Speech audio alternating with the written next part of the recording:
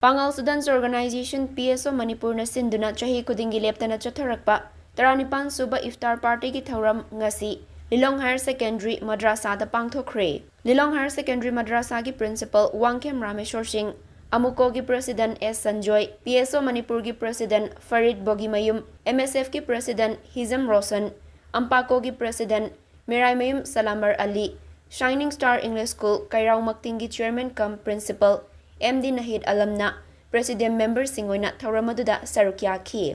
Amukogi President S. Sanjoy na haikibada, Maitay amadi Maitay Pangal aniya si Kaidawnungda Tatna Thanaba Yararoy Dabani, Matamadu Giningtawna Maitay Nupipiduna, Amadi Lampiduna Nungsi Chana na Leminarakli. Lura ba Safam Lanfam Kayada Amat Oina Chatminarakli. Maitay Pangal Sing na Lamdama Sigidamagta Choba Tawdang Sing Lauduna. Lura ba Safam Lanfam Sing da Yauduna Lakli. Maitay Pangal Sing asi Malem gi Furup Sing da Giyamna Top pa amani. Lining na mapagi ngak na chatpa duga. Lo namadi Fizet Chakcha na mamagi ngak na chatpa Yamna Chautok Chaningay Oiba Furup amani.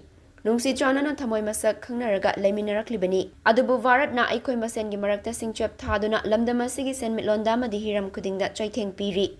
Kanglo Furup Naiba Sing asi Amato Oina. Tengna Minaduna Mahusagum. Tangdulay taba iramdam Manipur Sembada. Amato Oina Tawdang Lominaba Matawtay Haiki. PSO ki President Farid Bogimayum na Hai. PSO Manipur na Inkumza ang lisingani ni Panda Hek Safong Lakpadagi. Chahi Kudingi Leptana Iftar Party asi Pangthokto na Lakli. Masi Leminary ba Aikoy Masel Hawatum Kara Chamin Takminaraga.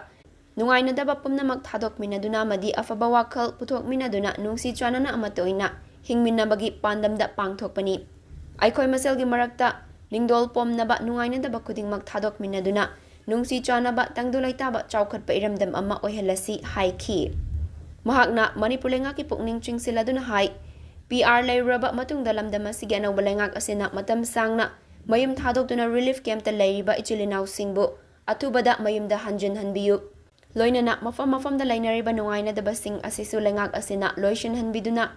Nung si Chana ba fidam na fam oiba Manipura ma oihan biyu Haiki. Marsi tangtara ka mga king soliskan ke puntaru.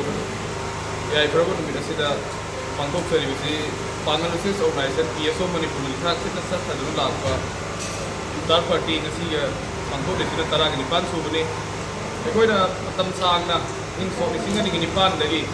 Liap kana Manipur sida apam kaya Iftar Party sida yung pangkok ni baru ni.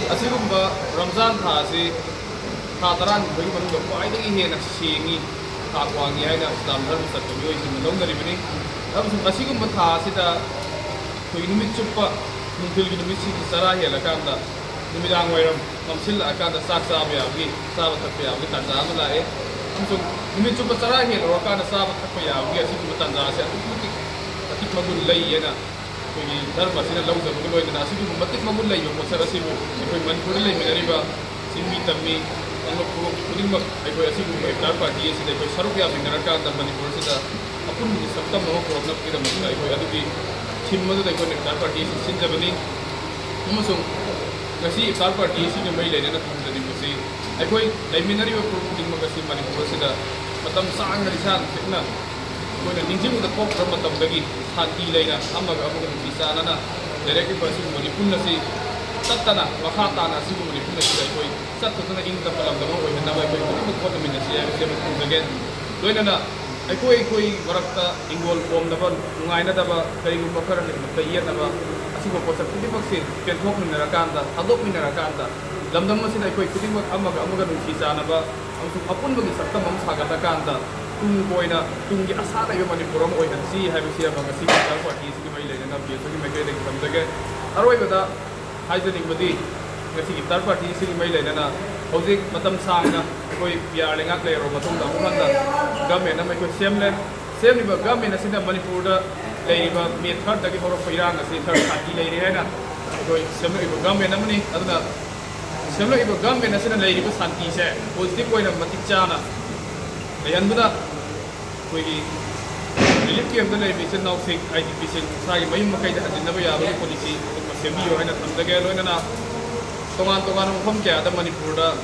sida nungai na da bu kan da bu ko kya le bu singa si so mali lenga ka sida pham sa na settle to na ꯂꯝꯗꯝ ꯑꯁꯤꯗ ꯏꯪ ꯆꯤꯛꯄ ꯑꯗꯨꯒ ꯃꯅꯤꯄꯨꯔ ꯑꯃ ꯑꯣꯏꯍꯟꯕꯗ ꯊꯧꯗꯥꯡ ꯑꯗꯨ ꯃꯇꯤꯛ ꯆꯥꯅ ꯊꯧꯗꯥꯡ ꯂꯧꯕꯤꯌꯨ ꯍꯥꯏꯕꯁꯤ MPSOꯒꯤ ꯃꯥꯏꯀꯩꯗꯒꯤ